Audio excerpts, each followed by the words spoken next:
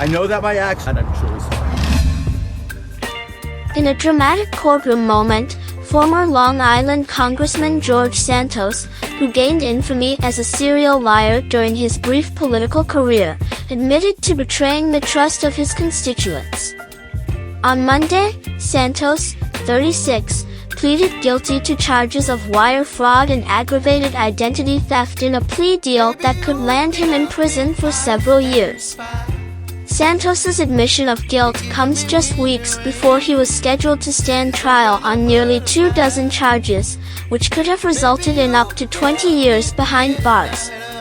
Instead, by pleading guilty to the 2 counts, he is now likely to face between 6 and 7 years in prison, according to federal sentencing guidelines. However, the final decision rests with the judge, who could impose a harsher sentence. During the hearing, Santos appeared emotional, acknowledging the gravity of his actions. "I understand and fully accept responsibility for my actions," he stated in a trembling voice. "I betrayed the trust of my constituents and supporters. I deeply regret my conduct. I will do my best to make amends and learn from this experience." Santos's fraudulent activities stretched from October 2021 to October 2022, during which he engaged in a scheme to file false campaign finance statements. The goal was to inflate his campaign contributions and project a stronger financial backing than he actually had. "I participated in a scheme to file false statements for the purposes of inflating my campaign contribution data," Santos admitted. His rapid speech during the confession was so hurried that Judge Joanna Seibert had to ask him to slow down. Santos's campaign treasurer, Nancy Marks, who was complicit in the scheme, had already pleaded guilty to fraud conspiracy charges last year.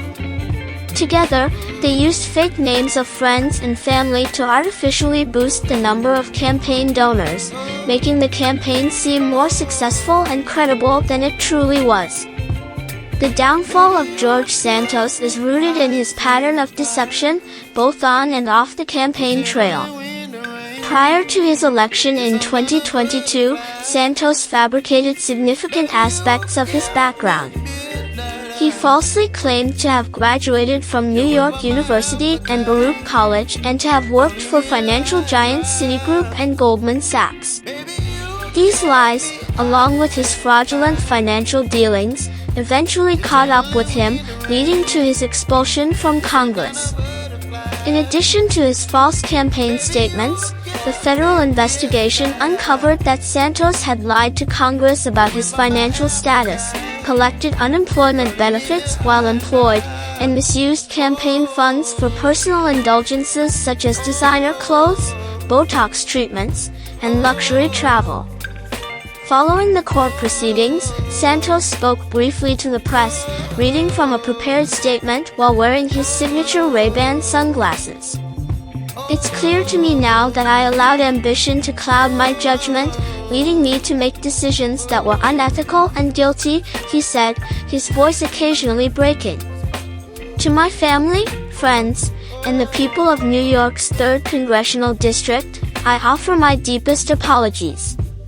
Santos's apology marks a stark contrast to his previous defiant stance, where he initially pleaded not guilty and tried to maintain his innocence despite overwhelming evidence.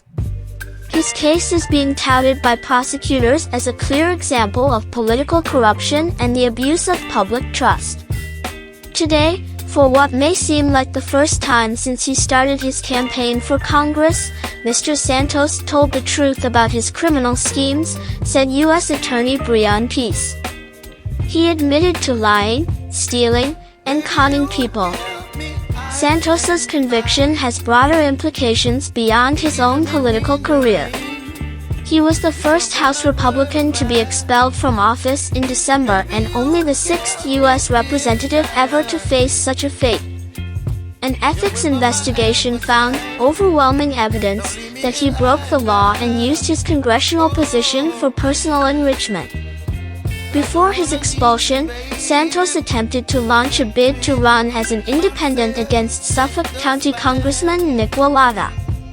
However, his campaign floundered due to a lack of funding and support, forcing him to abandon his political aspirations. Interestingly, the legal drama surrounding Santos also extended into popular culture. On the same day as his guilty plea, a Manhattan federal judge dismissed his lawsuit against late-night TV host Jimmy Kimmel. Santos had sued Kimmel for allegedly misusing his cameo video clips on Jimmy Kimmel Live, but the court found no merit in his claims. The rise and fall of George Santos serve as a cautionary tale of unchecked ambition, deceit, and the consequences of betraying the public trust. His case highlights the importance of transparency and integrity in politics, reminding both public officials and voters of the critical need for accountability. As Santos awaits his sentencing on February 7th, the former congressman faces an uncertain future.